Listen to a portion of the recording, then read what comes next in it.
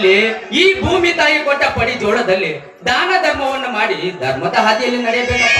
ಧರ್ಮದ ಹಾದಿಯಲ್ಲಿ ಚಿಕ್ಕಪ್ಪ, ಈ ದೇಶಕ್ಕೆ ಅನ್ನ ಹಾಕುವ ರೈತನ ಮಗ ನಾನು ಒಕ್ಕಲಿಗನಾಗಿ ಧರ್ಮದ ದಾರಿಯಲ್ಲಿ ನಡೆಯುವ ಧರ್ಮದ ಜನರಿಗೆ ನಾನು ನೆರಳಾಗಿ ಬಡವರ ರಕ್ತ ಹೀರುವ ಕುತಂತ್ರ ಕುಲಗೇಡು ನನ್ನ ಮಕ್ಕಳಿಗೆ ನಾನು ಕಾಳಿಂಗ ಸರ್ಪವಾಗಿ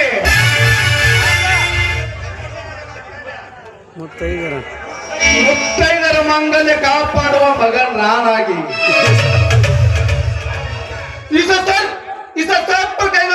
ಸರ್ಪಗಳಿಗೆ ನಾನು ಗರುಡನಾಗಿ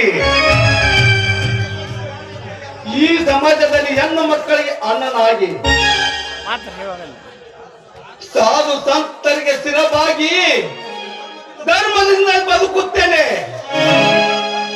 7 ಕೋಟಿ ಭಂಡಾರದ ಒಡೆಯ ಮೈಲಾರ ಲಿಂಗಾಯತರ ಸಾಕ್ಷಿಯಾಗಿ ಅದು ಸತ್ಯ. ಅಕ್ಕ, ಎಲ್ಲರೂ ಹೀಗೆ ಮಾತನಾಡುತ್ತಾ ಹಾಗೆ ನಿಂತು ಬಿಡುತ್ತಿರೋ, ಒಳಗಡೆ ಬಂದು ಎಲ್ಲರೂ ಸೇರಿ ಊಟ ಮಾಡುತ್ತೀರಿ. ದೊಡ್ಡಮ್ಮ